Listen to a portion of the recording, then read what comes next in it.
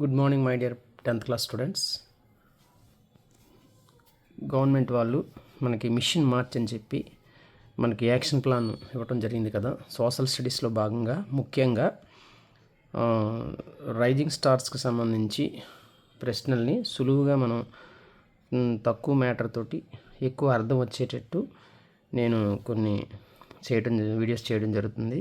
ఇక నుంచి slip test already 1 అయింది, 2 లెసన్స్ ఇచ్చాడు. స్లిప్ టెస్ట్ 2కి సంబంధించి మనకి కొన్ని ప్రశ్నలు నేర్చుకుంటే అందులో నుంచి మనకు ఖచ్చితంగా వస్తాయి. మనకు సిలబస్లో ఇచ్చాడు కాబట్టి ఇప్పుడు మనం స్లిప్ టెస్ట్ 2 సోషల్ స్టడీస్ అంటే సిడి గ్రేడ్స్ వాళ్ళకి సంబంధించి రేపు 24వ తారీఖు నాడు మనకి ఎగ్జామ్ అవుతుంది ఈవినింగ్ టైంలో 4 to 5.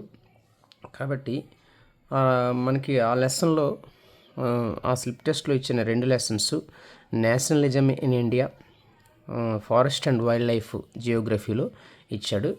దానికి సంబంధించి వాళ్ళు ఇచ్చినటువంటి క్వశ్చన్స్లో ఒక question good practices towards conserve forest and wildlife అంటే ఫారెస్ట్ని అంటే అడవుల్ని వన్యప్రాణుల్ని మనం కన్జర్వ్ చేస్తూ రక్షిస్తూ మంచి ప్రాక్టీసెస్ ఏం చేయాలి అంటే వాటికి హాని లేకుండా ఎలాంటి ప్రాక్టీసెస్ చేస్తే మంచిది, వాటికి ఎటువంటి ఇబ్బందులు ఉండవు. ఎందుకంటే వన్యప్రాణులు అడవులు ఉండటం వల్ల మనకే బెనిఫిట్, పర్యావరణాన్ని అవి రక్షిస్తాయి, ఎక్కువ బ్యాలెన్స్ చేస్తాయి. కాబట్టి స్టాప్ హంటింగ్ యానిమల్స్ అంటే యానిమల్స్ని మనం హంటింగ్ చేయకూడదు, దాన్ని ఆపాలి. Hunting animals. ఎఫారెస్ట్రేషన్ మీన్స్ అడవులని అంటే మొక్కలు నాటడం, అడవుల్ని పెంచడం అనేది ఇండివిజువల్గా ఉండొచ్చు. ఎఫారెస్ట్రేషన్. ప్రివెంట్ ఫారెస్ట్ ఫైర్స్ అంటే అడవులు కాల్చివేత లేదా అడవులు నశించిపోవటం అని వస్తుంది. అడవులు కాలిపోతూ ఉంటాయి కదా. వేసవికాలం వచ్చేసరికి ఎండిన ఆకులు సూర్యతాపానికి మండి అడవులు చాలా వేల ఎకరాలు మనకి శేషాచలం ఫారెస్ట్లో కూడా మనకి చాలా ఫారెస్ట్ లాస్ అయిపోతుంది.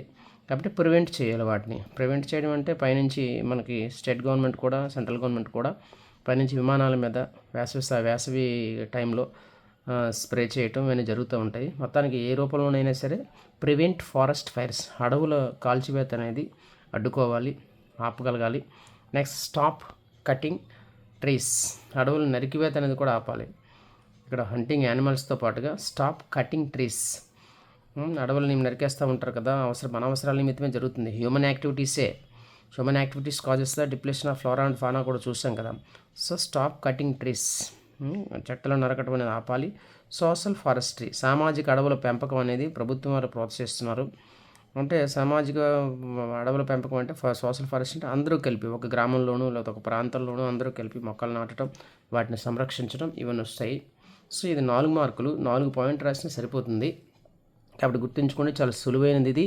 Good practices towards conserve forest and wildlife అంటే వైల్డ్ లైఫ్ని అడవులని వన్యప్రాణుల్ని రక్షించే ఎటువంటి హాని లేకుండా వాటిని మనం ఎలా పెంచాలి, మన ప్రాక్టీసెస్ ఎలా ఉండాలి, మన ఆచార సంప్రదాయాలు ఎలా ఉండాలి. Stop hunting animals, afforestation, prevent forest fires, stop cutting trees, social forestry. Question number అక్కడ వేయాలి, మార్జిన్స్ కొట్టుకొని క్వశ్చన్ నెంబర్ అనేది బయట వేయాలి. లోపల అనేది ఇలా మనకి ఆడ క్వశ్చన్ ఈ రకంగా ఇవ్వడు. What is the good practices towards conserving the forest and wild life అనొచ్చు. అప్పుడు మనం దానికి ఒక హెడ్డింగ్ పెట్టాలి, good forest towards conserve forest and wild life అని దానికి అండర్లైన్ చేసి అవకాశం ఉంటే 2 పెన్నులు వాడాలి, అలాగని రెడ్ పెన్ వాడకూడదు. సో ఇలా ఉండాలి అన్నమాట, పాయింట్స్ ఇలా ఉండాలి, క్వశ్చన్ నెంబర్ ఇలా ఉండాలి. అయిపోయిన వెంటనే ఒక మార్జిన్ కొట్టేసేయాలి. నెక్స్ట్ క్వశ్చన్, ఇది కూడా చాలా important.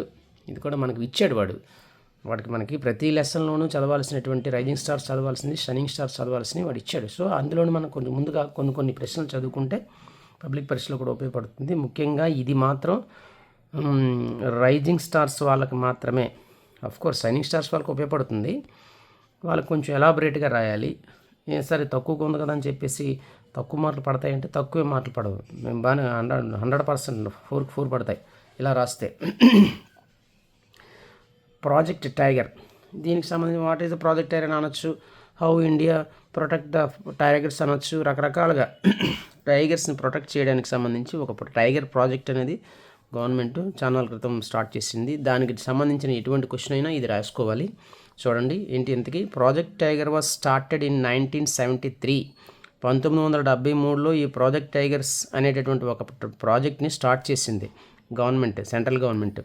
Second point, the main aim is save tigers.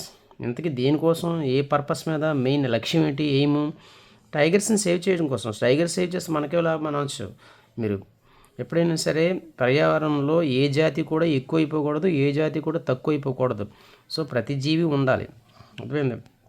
కాబట్టి అవి ఎక్కువ బ్యాలెన్స్ చేస్తాయి పర్యావరణాన్ని, ప్రాబ్లమాటిక్ లేకుండా హ్యూమన్ బీయింగ్స్కి ఎనేబుల్ చేస్తాయన్నమాట. అందుకు ప్రతి జీవి జీవించే హక్కు ఉంది. కాబట్టి the main aim is save tigers. టైగర్స్ని సేవ్ చేయడమే ఈ ప్రాజెక్ట్ టైగర్ తాలూకు ప్రధాన లక్ష్యం. Next, to stop trading and hunting tigers. Tigers తోటి చాలామంది వ్యాపారాలు చేస్తూ ఉంటారు. సో వాటి వ్యాపారాలు చేసి వాళ్ళు హంటింగ్ చేస్తూ ఉంటారు. కాబట్టి ఈ రెండింటిని స్టాప్ చేయాలి. స్టాప్ చేయడం కోసం ప్రత్యేకించి ప్రాజెక్ట్ టైగర్ ఏర్పాటు చేయబడింది. Tiger reserves were created. మరి దీనికోసం ప్రభుత్వాలు మరి ప్రత్యేకంగా చర్యలు చేపట్టాలి కదా. సో పులులను సంరక్షించడానికి ప్రత్యేకంగా రిజర్వ్ ఫారెస్ట్ అనేది ఏర్పాటు చేయడం జరిగింది. Tiger reserve forest were created. ఇది సెకండ్ది. Next difference between national parks and wildlife sanctuaries. Difference between national parks and wildlife sanctuaries. ఈ రెండింటికి తేడా ఏంటి అనేది ఒకసారి చూద్దాం. చూడండి, ప్రొటెక్ట్ ఆల్ ఎకోసిస్టమ్. ఈ నేషనల్ పార్క్స్లో అన్ని రకాల జీవరాశుల్ని ప్రొటెక్ట్ చేస్తారు. నేషనల్ పార్క్స్లో ఒక జీవరాశి అనే కాదు, అన్ని రకాల జీవరాశులు ఉంటాయి. మనకి విశాఖపట్నంలో ఇందిరాగాంధీ జూలాజికల్ పార్క్ ఉంది కదా, ఆ రకం అన్నమాట. అన్ని జీవులు ఉంటాయి అక్కడ, పావులు, కుందేళ్ళు, ఇంకా టైగర్స్ ఉంటాయి, రైనోసర్స్ ఉంటాయి, అన్నీ ఉంటాయి. వైల్డ్ లైఫ్ శాంక్చురీస్ ఏంటి? Protect only birds and animals.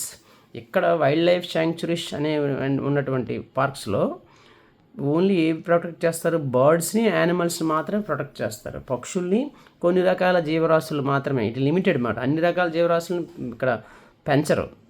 అది మాట గుర్తుంచుకోండి. Next second point. యాక్చువల్గా ఇందులో 2 పాయింట్లు రాస్తే 4 మార్క్స్కి 4 పాయింట్స్ సరిపోతాయి. ఎక్సెస్గా ఇచ్చాను నేను, మీరు చదవలేకపోతే ఇది వదిలేసేయండి. Not allowed farming, grazing and cutting trees. ఈ నేషనల్ పార్క్స్లో ఎటువంటి ప్రాక్టీసెస్ చేయబడవు. ఎలాంటిది? ఫార్మింగ్, వ్యవసాయం చేయబడదు. గ్రేజింగ్ అంటే పశువుల్ని మేపడానికి ఎటువంటి ఛాన్సెస్ ఎవరు అలౌ చేయరు. కటింగ్ ట్రీస్ ఎవరు, ఎందుకంటే ఈ ట్రీస్ ఉంటే కదా మిగతా జీవరాశులు అక్కడ జీవించగలవి. కాబట్టి ఇటువంటి ప్రాక్టీసెస్ ఏవి కూడా అలౌ చేయరు. అలౌ చేయడం అంటే అనుమతి ఇవ్వరు. Local peoples can collect firewood grazing. Wildlife శాంక్చురీస్లో మాత్రం లోకల్ పీపుల్స్, అక్కడంటే గిరిజన ప్రాంతాల వారు, ట్రైబల్ పీపుల్స్ ఉంటారు కదా, మరి వాళ్ళు ఎక్కడికి పోతారు? కాబట్టి వాళ్ళకు మాత్రం కొంచెం జస్ట్ మినిమైజ్డ్ పర్మిషన్ ఉంటుందన్నమాట. ఫైర్వుడ్ అంటే వంట సరుకు అంటారు కదా, వంట చేసుకోవడానికి కావాల్సిన కట్టెలు కొట్టుకోవడానికి, ప్లస్ పశువుల్ని మేకల్ని మేపుకోవడానికి మాత్రమే పరిమితి. అది కూడా ఎవరికి, అందరికీ కాదు, లోకల్ పీపుల్స్కి మాత్రమే. Next, tourism is permitted. Tourism అనేది కొంచెం పర్మిట్ చేయబడింది, అంటే వెళ్ళొచ్చు. నేషనల్ పార్క్స్ వెళ్ళి ఆ జనాలు అందరూ కూడా చూడటం అదే యాక్సెప్ట్ చేస్తారన్నమాట. పర్మిట్ చేయబడుతుంది. ఇక్కడ లిమిటెడ్. అన్ని వేళల్లో, అన్ని సమయాల్లో, అన్ని వేళల్లోనూ అందరినీ పర్మిట్ చేయరు. కొంత మేరకు మాత్రమే పర్మిట్ చేయబడుతుంది వైల్డ్ లైఫ్ శాంక్చురీస్లో. మ్యాక్సిమం రిస్ట్రిక్టెడ్ అన్నమాట ఇక్కడ. ఇది ఓకే. Thank you. అంతేకాకుండా మరొక విషయం ఏంటంటే 8 మార్క్ ప్రశ్నలు కూడా మనకి రేపు స్లిప్ టెస్ట్ 2లో ఉంటాయి. కాబట్టి ఇది దండి మార్క్స్కి సంబంధించి నెక్స్ట్ వీడియో చేస్తాను. Thank you.